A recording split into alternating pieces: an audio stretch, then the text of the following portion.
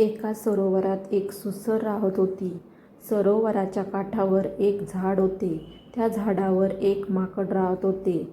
सुसरीला पोहताना पाहून माकडाला सरोवरात फिरावे असे वाटे. सुसरीला माकडे छान छान फळे खाताना पाहून फळे खावीशी वाटे. हळूहळू त्या दोघांची मैत्री झाली.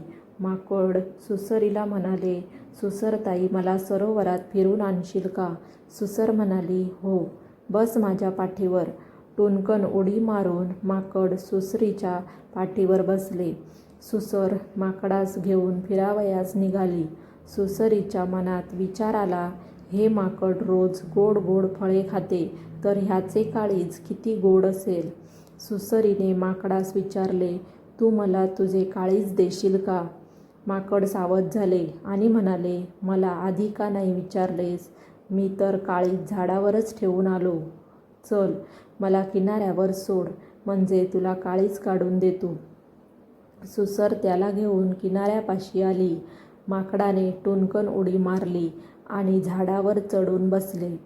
सुसर बिचारी काळीज मिळण्याची वाट पाहत होती. बोध: मैत्री करताना सावध राहावे.